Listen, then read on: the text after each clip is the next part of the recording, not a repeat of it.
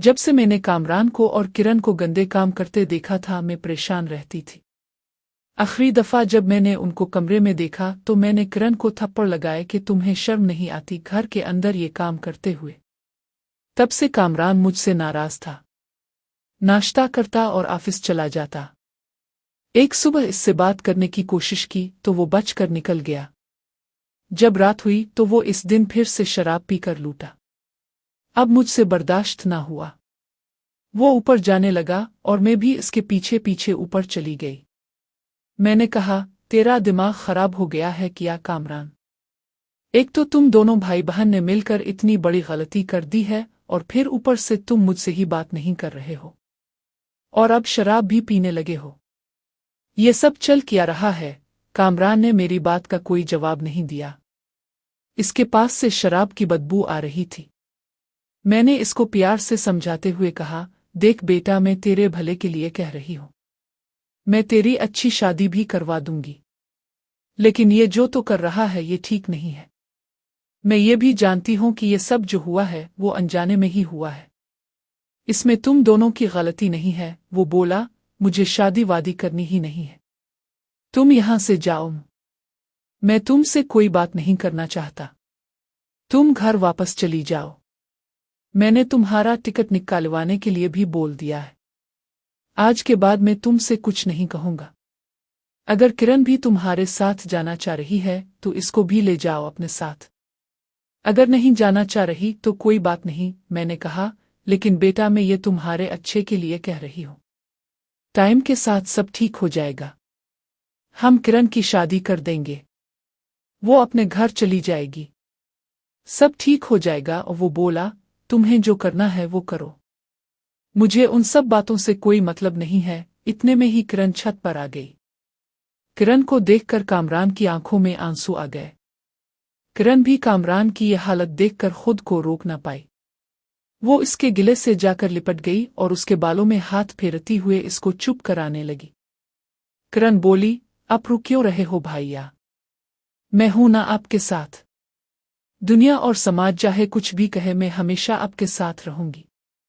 अगर हम अपने रिश्ते के बारे में किसी को कुछ बताएंगे ही नहीं तो किसी को क्या पता चलेगा कि हम दोनों के बीच में क्या रिश्ता है। इतना बोलकर वो कामरान का हाथ पकड़कर उसको अपने साथ नीचे लेकर जाने लगी। मैं वहीं पर बैठी बैठी सोचती रह गई।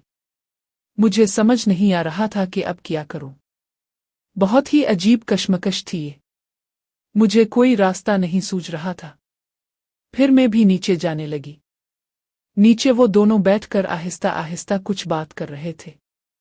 मैं उन दोनों की बातों को सुनने की कोशिश कर रही थी, लेकिन मुझे कुछ भी समझ नहीं आ रहा था कि वो दोनों आपस में क्या बातें कर रहे हैं। कामरान भी अब नॉर्मल सा हो गया था। उन दोनों के दिमाग में जरूर कुछ ना कुछ प्लान चल रहा था। मैं उन दोनों के चेहरे को पढ़ने की कोशिश कर रही थी। वो दोनों बहुत खुश दिखाई दे रहे थे। किरण ने कामरान से पता नहीं किया कहा कि वो थोड़ी ही देर में ऐसा चेंज हो गया था। इस रात मैंने खाना नहीं खाया और ऐसे ही सो गई। किरण भी छत पर ही सो रही थी। कामरान नीचे सो रहा था।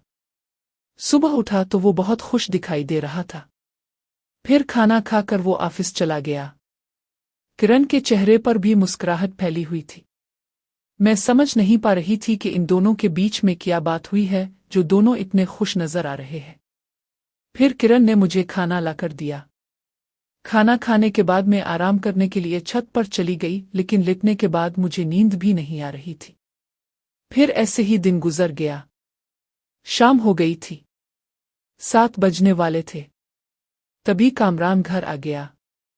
वो बाकी दिनों में तो 8 बजे के बाद ही घर पहुंच पाता था, लेकिन आज वो 7 बजे ही घर आ गया था। आते ही इसने किरण को गिले से लगा लिया और उसको कुछ सामान थमा दिया। सामान देकर वो सीधा छत की तरफ चला गया। किरण भी बहुत खुश लग रही थी। वो फिर खाना बनाने में लग गई। कामरान छत पर ही बैठा था।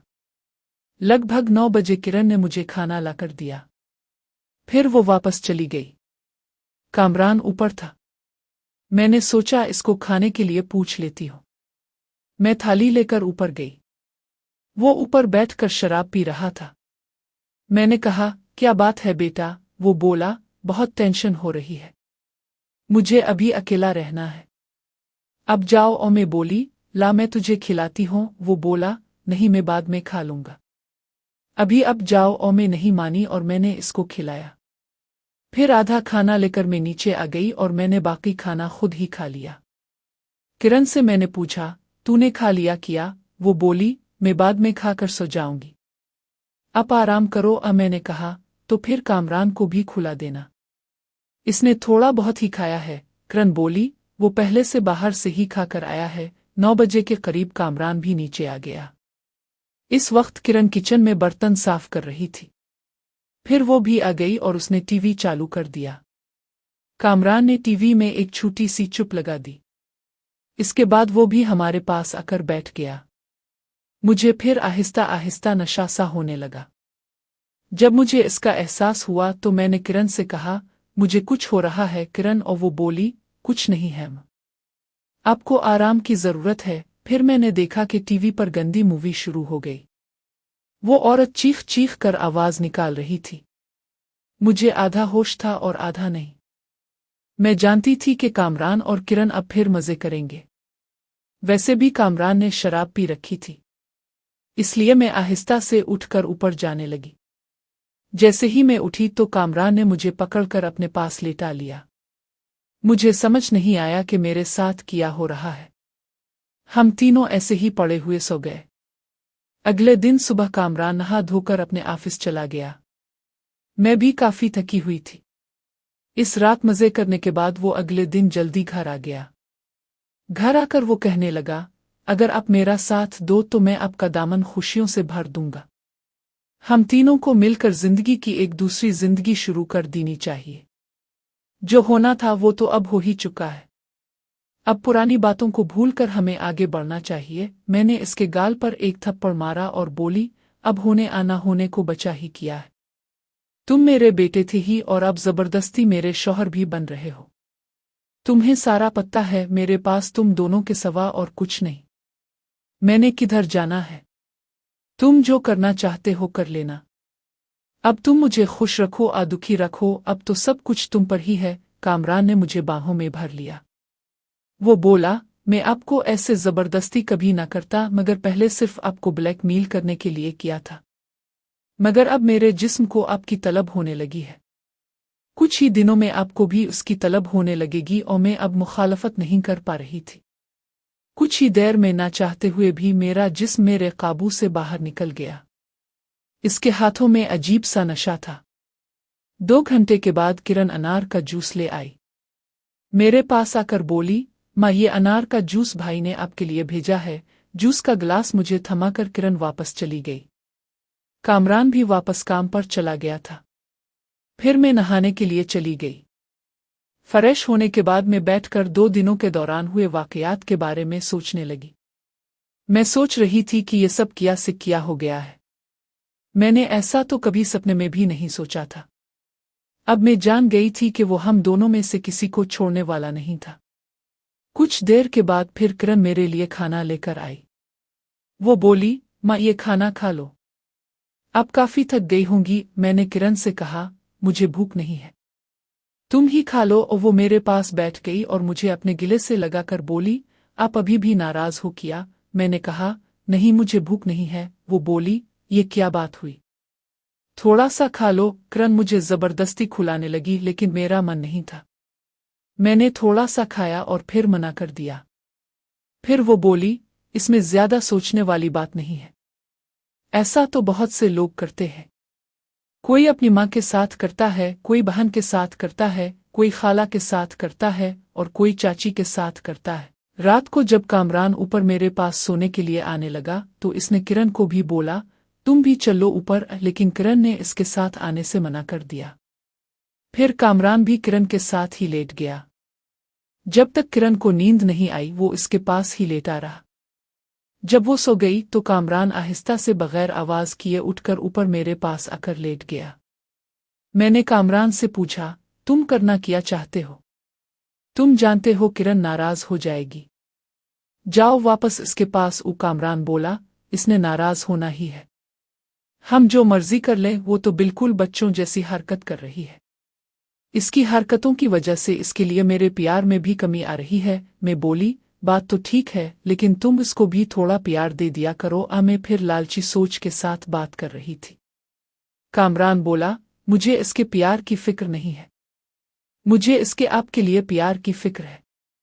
मैंने सोच लिया है कि जब तक वो आपको खुशी से कबूल नहीं करेगी मैं भी उसके करीब नहीं जाऊंगा। मैं बोली, तो फिर इसने ये समझना है कि मैंने तुमको मना किया है। कामरान बोला, तो फिर मैं किरण से झगड़ा करूंगा, इससे प्यार नहीं करूंगा। जितना मैं किरण के साथ झगड़ा करूंगा इतना ही तुम उसको प्यार करना। इस तरह आहिस्ता आहिस्ता किरण मान जाएगी। इसमें थोड़ा वक्त जरूर लगेगा लेकिन सब ठीक हो जाएगा। इसके अगले दिन से ही कामरान उसके साथ झगड़ा करने लगा था। इसने किरण पर ध्यान देना छोड़ दिया था। मैं किरण के करीब जाने की कोशिश करने लगी मगर इसने मेरी कोशिशों का कोई जवाब ना दिया। कुछ दिन बाद सुबह ऊंची आवाजों से मेरी आंख खिली तो मालूम हुआ कि कामरान किरण को डांट रहा था। मेरा दिल किया कि जाके देखूं कि क्या हो रहा है, लेकिन फिर मैंने सोचा कि अभी रहने देती हूं। तकरीबन 1 घंटे बाद मैंने जाके बाहर देखा तो कामरान जा चुका था, लेकिन किरण की हालत ऐसी थी जैसे कोई मुर्दा पड़ा हुआ हो जिसने सब कुछ खो दिया। मेरी तरफ देख के इसने बगैर किसी इमोशन के सिर्फ इतना कहा, कामरान आए तो इसको कह देना कि मैंने शादी करनी है। वो चाहे जिससे भी करवा दो, मैं तुम दोनों की जिंदगी से चली जाऊंगी। इस वक्त जैसे मुझे होश आया हो। मुझे वो वक्त याद आया जब किरण और कामरान आपस में मजे कर रहे थे और वो कितने प्रेमी लगते थे। मुझे याद आया कि मुझे इतना गुस्सा आया था उन पर, मगर उसके बावजूद मैं गुस्से में भी देख सकती थी कि किरण कामरान को अपने प्यार से निहार रही होती थी और वो एक जवानी के प्यार का इजहार कर रहे थे। उनका वो नज़ारा अब मेरी यादों में पाप की बजाय एक खूबसूरत लम्हे की याद बन चुका था। कहाँ मैं 40 साल की औरत और किधर उन दोनों की खूबसूरत जोड़ी। मुझे अब उनको जोड़ी कहना बुरा नहीं लग रहा था। शाम को कामरान घर आया तो इसने मुझे पीछे से आके अपनी बाहों में ले लिया। किरण ने कुन आंखियों से हमें देखा और फिर मुंह फेर लिया दूसरी तरफ। लेकिन आज मेरा मूड कुछ और ही था। मैंने इसको धक्का दे के अपने से दूर किया तो वो सवालिया नज़र से मेरी तरफ देखने लगा। मैंने इससे कहा, तो यही तुम्हारा काम है कि तुम किसी से वादी करो और झूठे ख्वाब दिखाओ और फिर कुछ देर बाद अपने किए वादे को भूल जाओ। कल को मेरे साथ भी ऐसा ही करोगे? कौन सा वादी? इसने हैरानी से पूछा। मैंने कहा, तुमने जो वादी किरण से किया था कि तुम किरण से शादी करोगे और उसकी गोद में बच्चा डालोगे। तुम इसे शादी कहते हो? आपको किसने बताया ये बच्चे का? इसने किरण की तरफ गुस्से से देखते हुए पूछा। मैंने कहा, मैंने खुद सुना था और मुझे याद है। मुझे कितना अजीब लगा था, लेकिन अब मैं इस वक्त को याद करती हूँ तो मुझे लगता है कि काश वो बात ठीक हो गई होती तो इस घर में कितनी खुशी होती। मगर आज हर कोई एक दूसरे से तंग आया हुआ है। किरण भी अजीब नज़र से मेरी तरफ देख रही थी कि आज मुझे क्या हो गया है। चलो कमरे में हम अकेले बात करते हैं इस पर, कामरान ने मुझे कहा। तो मैंने इसे कहा, नहीं, मैंने बस सोच लिया है कि तुम अब किरण के साथ ही सोया करो, इसीलिए मुझे भी शामिल किया था ना अपने इस खेल में। अगर इसे लगे कि वो किसी वजह से तुम्हारी मज़े की तलब को पूरा नहीं कर सकती तो फिर मेरे पास आ जाना, वो भी किरण की इजाज़त के साथ।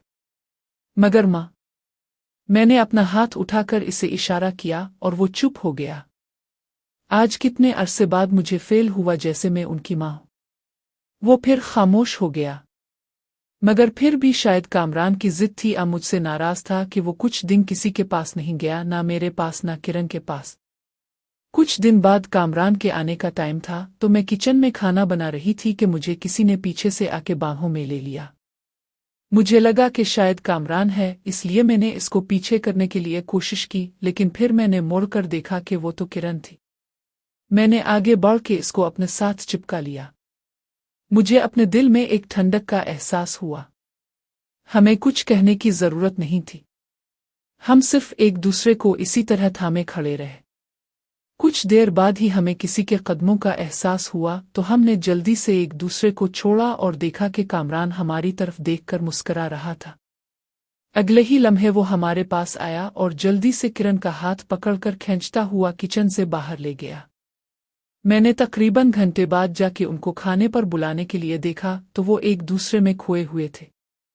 आधे घंटे बाद वो दोनों हाथ थामे आए और आकर बगैर कोई बात किए खाना खाने लगे।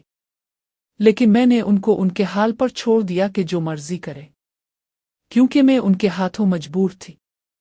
अगर मैं उनकी मुखालफत करती तो ये मुझे घर से निकाल देते। कहानी में हमारे लिए यही सबक है, जवान लड़के और लड़की को कभी भी अकेले में रहने की इजाज़त न दें, चाहे वो बहन भाई ही क्यों ना हो। खत्म शद।